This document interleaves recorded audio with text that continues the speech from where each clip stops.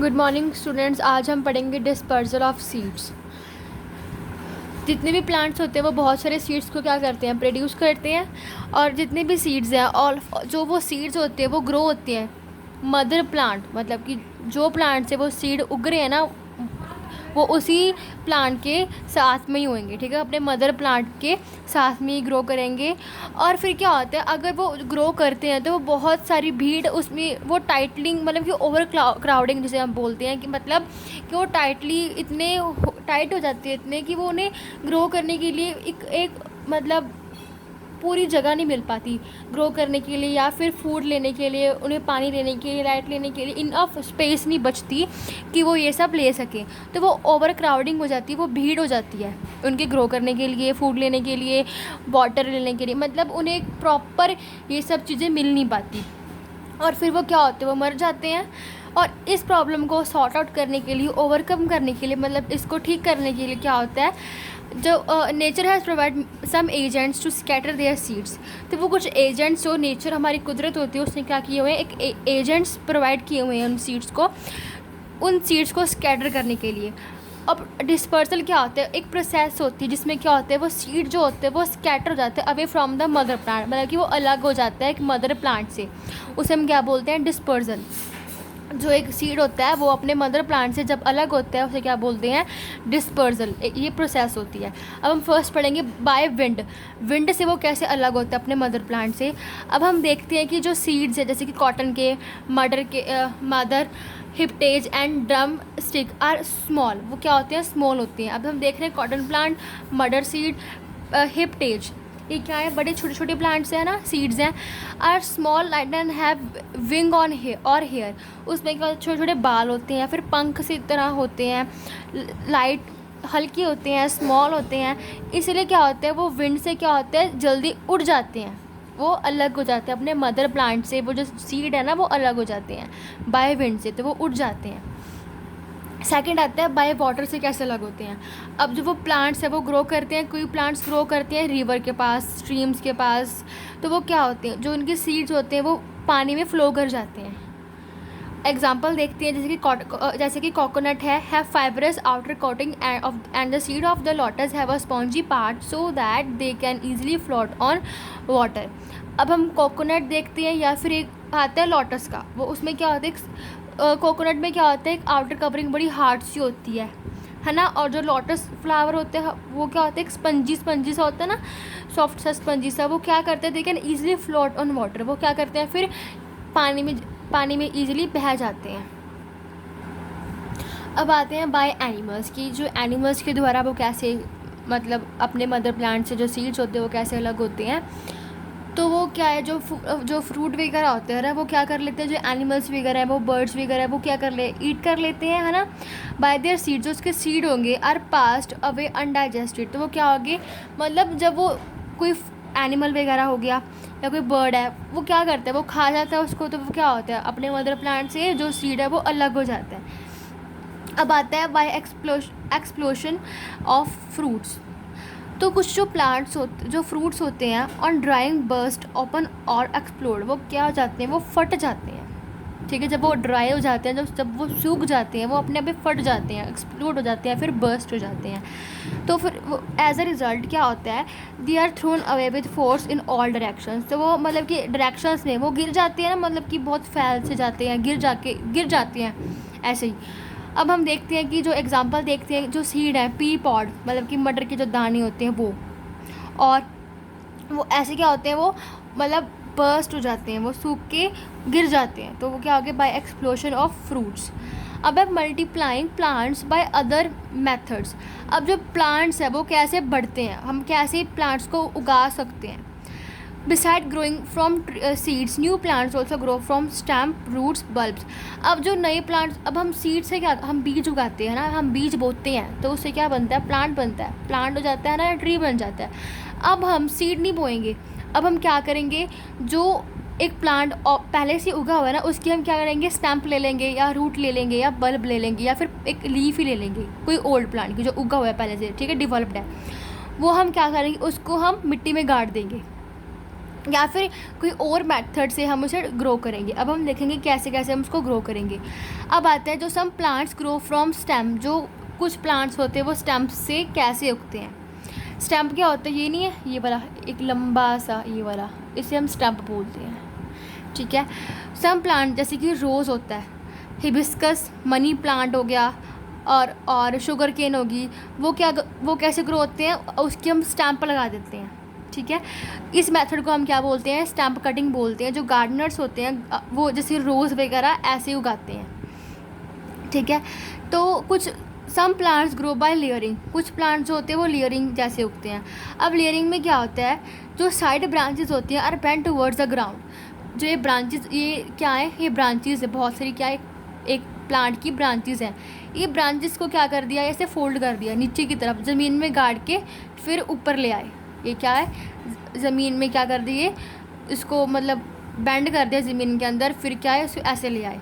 तो इसे हम क्या बोलेंगे, लेयरिंग बोलेंगे, ठीक है। तो एग्जांपल क्या आता है इसका, जैस्मीन प्लांट, जो चमेली का पौधा होता है ना, जैस्मीन प्लांट, वो लेयरिंग से ऐसे उगाया जा सकता है। अब आता है ग्रोइंग ऑफ ग्रास, कि ग्रास जो होता है वो कैसे उगता है। अब हम देखते हैं कि जो ग्रास होता है वो क्या होता है कि एक ग्रीन कारपेट होता है, मतलब कारपेट मतलब एक हम मैट नहीं, दरी सी उसे कह देते हैं, मैट जिसे हम कहते हैं कारपेट, है ना। तो एक ग्रीन कारपेट की तरह होता है, क्योंकि वो जब हम देखते हैं कि पूरे ग्राउंड में ऐसे बिछा होता है कि एक कारपेट बिछा हुआ है ना, एक मैट बिछा हुआ है, तो वो क्या है, जो ग्रीन वो है ना ग्रास है, तो वो एक ग्रीन कारपेट जैसा दिखता है हमें ग्राउंड पे।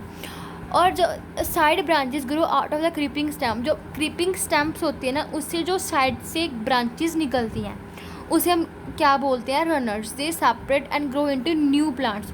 जो क्रीपिंग स्टैम्प की एक नई ब्रांचेस उगती हैं वो क्या करती हैं, वो अलग हो जाती हैं और एक फिर नया प्लांट बन जाता है।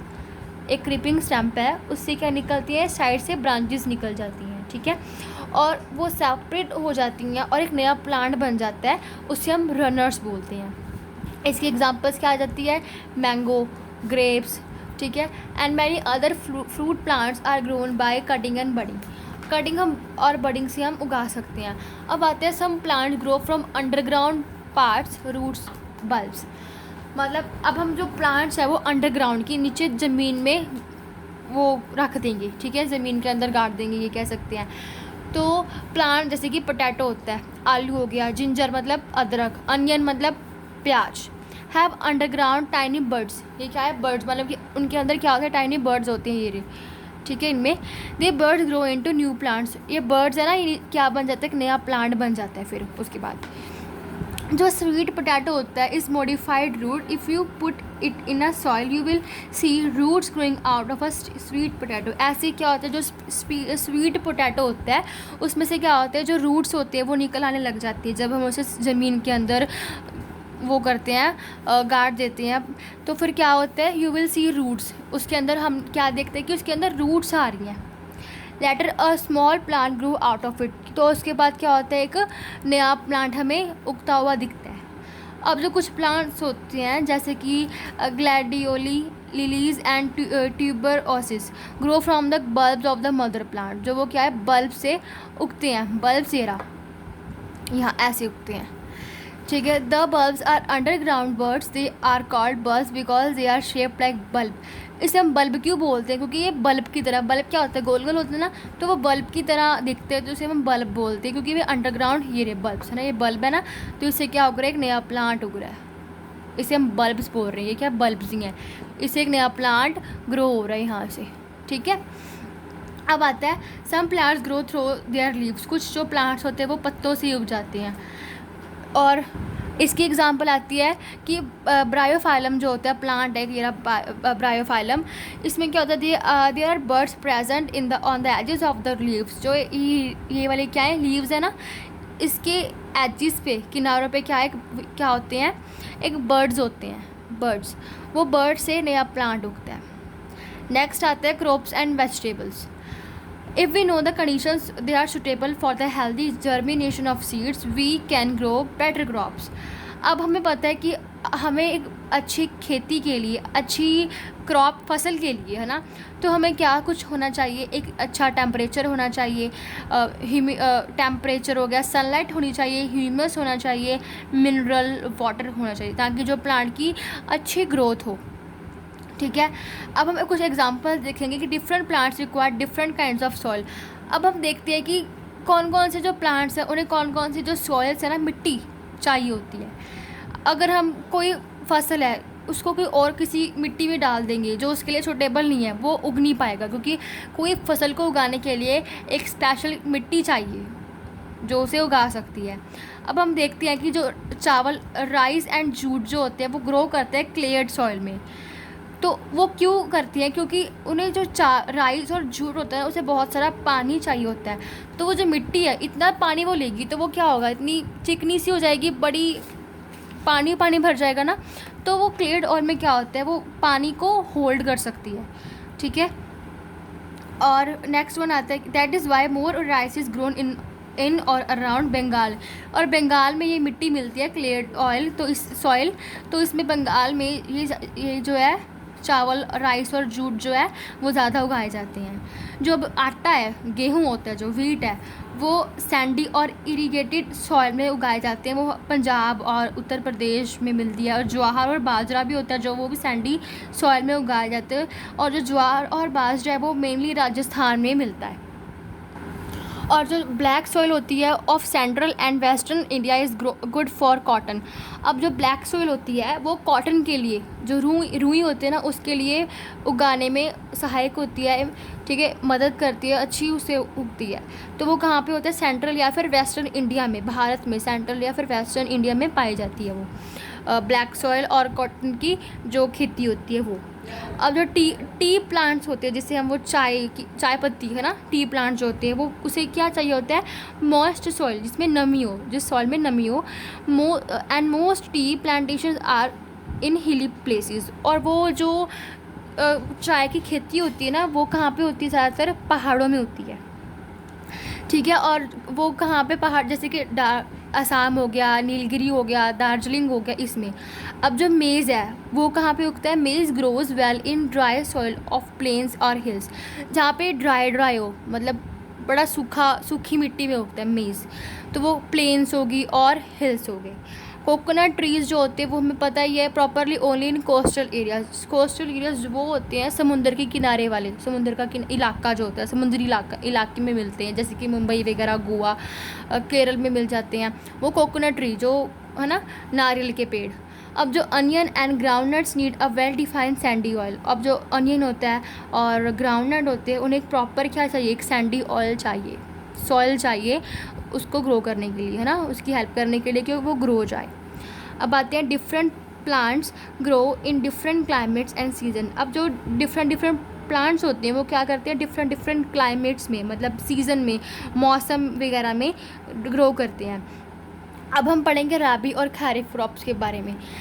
Crops like wheat and gram grow in winter and are called rabi crops. अब जो क्रॉप्स क्या करती हैं, वीट जैसे कि आटा हो गया, गेहूँ हो गया, और जो ग्राम होती है, दालें वगैरह ना, वीट एंड ग्राम जो होती है वो क्या करते हैं, विंटर में, सर्दियों में उगती है, उसे हम राबी क्रॉप्स बोलते हैं। जो क्रॉप्स सर्दियों में उगते हैं उसे हम राबी क्रॉप्स बोलते हैं। और जो क्रॉप्स गर्मियों में उगती है उसे हम खरीफ क्रॉप्स बोलते हैं। इसके एग्जाम्पल आते हैं जो खरीफ क्रॉप्स के, राइस हो गया, ज्वार एंड बाजरा। और हमारी कंट्री में क्या है, सब्जियां उगाई जाती हैं, और सब्जियां जैसे कि कैबेज होगी, कॉलीफ्लावर हो गया, बीन्स, रेडिश, पीज़, वो विंटर में उगाई जाती हैं। और जो समर में उगाई जाती हैं वो कौन सी वेजिटेबल्स हैं, पम्पकिन हो गया, brinjals and grounds grown well. अब हम फर्टिलाइज़र्स और मैन्योर्स के बारे में पढ़ेंगे। अब क्या है, इन दिनों में क्या होता है, आजकल क्या हो रहा है कि जो मैन्योर और फर्टिलाइज़र्स होते हैं वो ऐड होते हैं सॉइल में। फर्टिलाइज़र्स और मैन्योर्स वो चीज़ें होती हैं, अगर हम इसे सॉइल में डालती है ना, तो इससे क्या होता है, अगर हम प्लांट्स वगैरह में छिड़कते हैं इस केमिकल फर्टिलाइज़र्स वगैरह को, तो क्या होता है, उनकी जो वो ग्रोथ होती है वो बहुत जल्दी हो जाती है।